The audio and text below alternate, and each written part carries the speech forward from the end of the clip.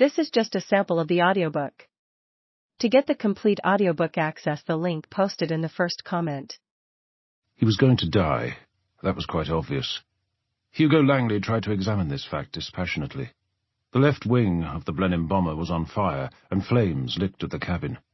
Behind him, his navigator, Flight Lieutenant Phipps, lay slumped forward over his instruments. A trickle of blood ran down one side of his face, seeping from under his flight helmet. And Gunner Blackburn was already dead, shot in the rear gun bay by the first wave of Messerschmitts.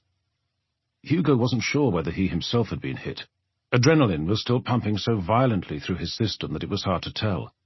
He stared down at his blood-spattered trousers, wondering if the blood was his own or came from Phipps. "Bugger," he muttered. He hadn't wanted it to end this way, this soon. He had looked forward to inheriting Langley Hall and the title someday, enjoying the status in the neighbourhood as the Squire, Sir Hugo Langley. He thought briefly of his wife and son, and found that their images stirred little emotion. She'd be all right without him.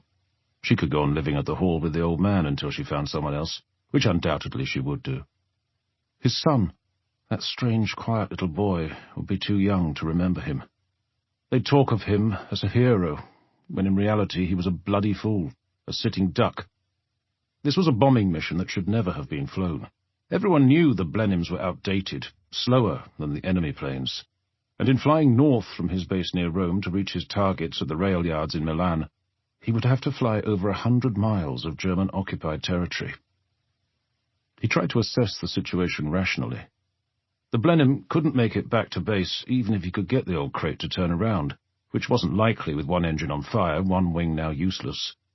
But he certainly wasn't going to sit there and go down in flames like a cooked chicken. He glanced out of the windscreen and tried to assess the terrain below, but could see nothing. The night was as black as pitch, cloud cover above, no moon, no stars, no lights down below. But there was also no sign of enemy planes, unless they were still tailing him. He suspected they had decided he was finished, and was no longer worth bothering with. From their last reported position, he guessed he must be well over Tuscany by now, maybe even north of Pisa and into territory still controlled by Germans, hilly, wild country. There was a chance he could hide out and make it safely to the coast if he could somehow parachute out without the chute going up in flames. It was a chance worth taking anyway. He fumbled to release the glass hood of the cockpit. The latch came free, but the hood wouldn't budge. For a moment he felt pure terror, that he'd be trapped in here to be slowly roasted or plummet to earth in a ball of fire, whichever came first. He pushed with all his strength and felt the glass hood finally yield and slide backward. Instantly, the flames licked at him.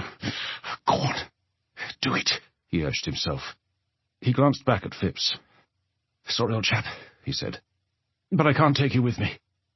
His fingers, encased in their thick leather gloves, refused to obey him as he took off his flight helmet with the oxygen supply attached. Immediately, breathing seemed to be hard, but he was not flying that high, and it could have been just panic. He reached for his parachute and attempted to strap it on. It felt as if he was frozen in time, as if life had been reduced to slow motion. Eventually, he felt the harness snap shut. Trying not to rush, he attempted to stand, feeling pain shoot through his left leg. Damn! So he had been shot. Not much chance of running and hiding, then. Still, better than being burned alive or crashing with the plane. With any luck, he would land in territory no longer controlled by Germans. They had been driven back to what they called the Gothic Line, running across the peninsula just north of Pisa, and the Italians were no longer their allies. Having lived in Italy once, Hugo doubted the ordinary people ever had been incredibly pro-German or pro-war. He hauled himself up and out until he was crouching on the good wing, out of reach of the flames, holding on for dear life as the wind buffeted him.